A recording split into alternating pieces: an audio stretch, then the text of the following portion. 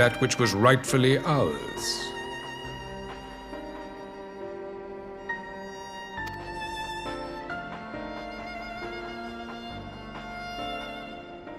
You speak as if your people were the first to have been driven from their homes. Limsa Lominsa was built by wayward souls in search of a place to call their own.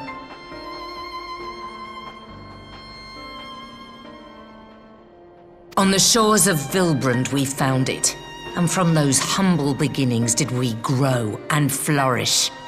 And all without robbing our neighbors of their liberty.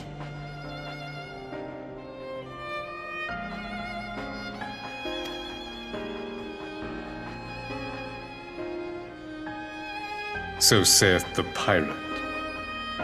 Am I to believe that you simply asked the kobolds to yield up their lands and that they were happy to oblige you?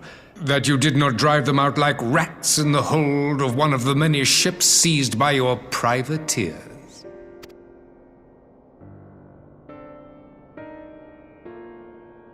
I will concede that after centuries of exile, reclamation may be mistaken for invasion.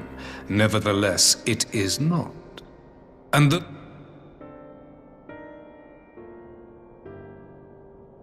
Your uncompromising nature rivals that of the Ixal. They too lament circumstances which they themselves perpetuate. Were they but to embrace peace, we would welcome them with open arms. Indeed, some few have done just that, and now receive of the Twelve's Wood's bounty. Would that your people might learn from their example.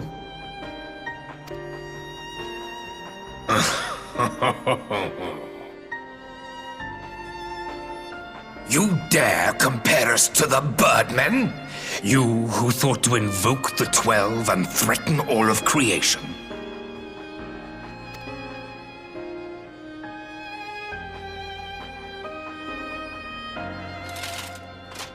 I came here in the hope of finding some speck of common ground, but I see now these discussions will accomplish nothing.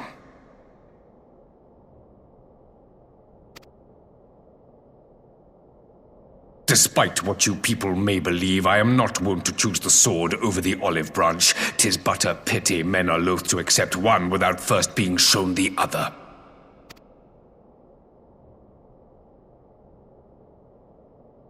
Wait! I beg you.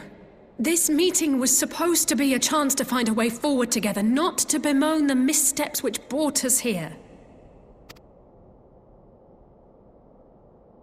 Please, if you truly consider violence a last resort, there must be a way we can come to an agreement.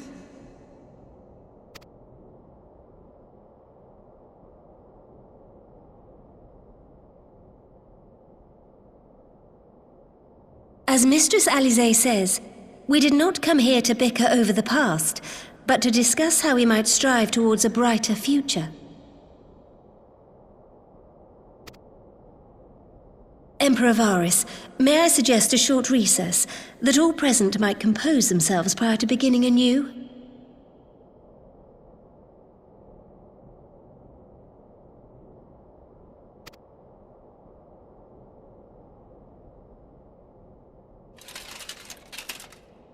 Very well.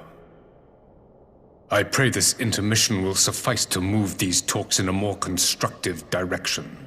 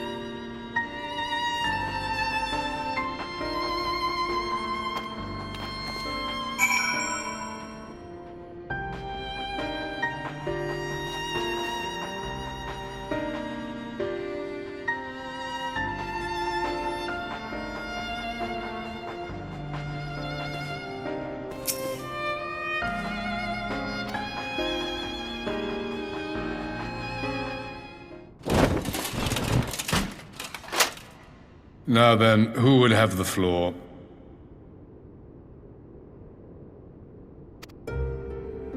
Before we resume, I wish to offer you an apology. After you graciously accepted our invitation to discuss an armistice, we have done naught but rebuke you at every opportunity. I believe I speak for all of us when I say we are deeply sorry for our discourtesy.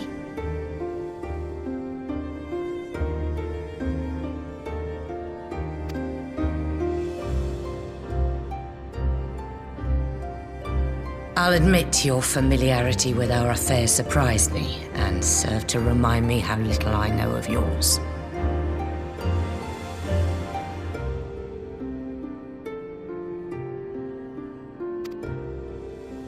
I think all here can understand the desire to reclaim one's homeland. But why expand further? That is my question.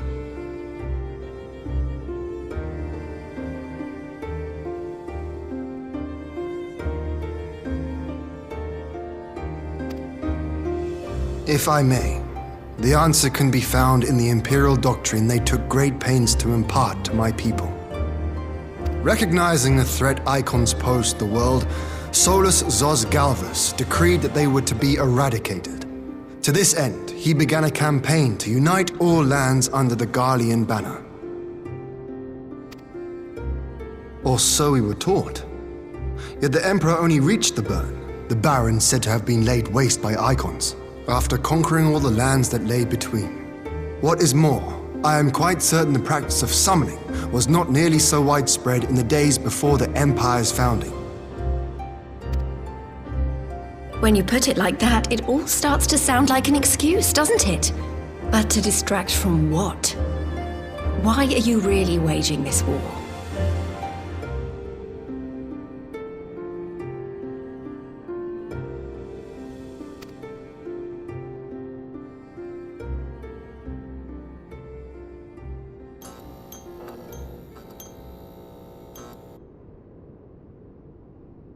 Finally, you ask the right question.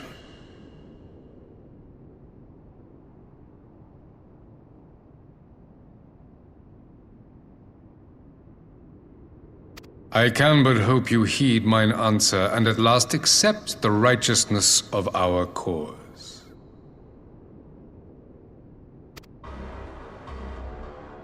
My goal is this: to return the world to the way it once was, the way it was always meant to be.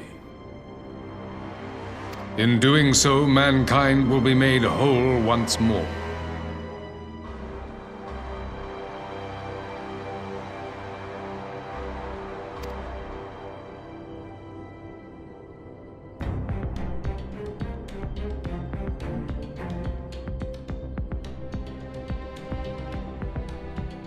No longer will we suffer from the dissension born of our differences.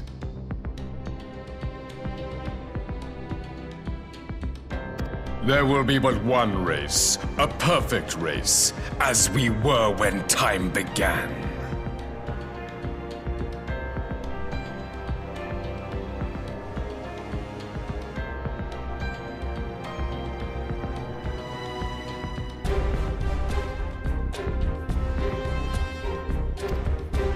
What in Rolga's name are you talking about? I am talking about the origins of this star, of the source and its 13 reflections. At the instant of the great sundering, 'twas not only the world that was shattered, but mankind itself. Thus were we divided into myriad races, each with its own unique imperfections.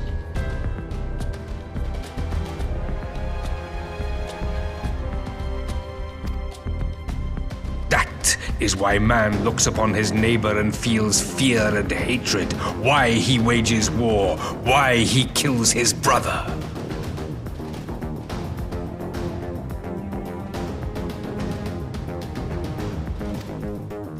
You all in your own way have proven as much today. The peace you seek is but a fleeting solution to a fundamental problem, one which calls for more drastic measures.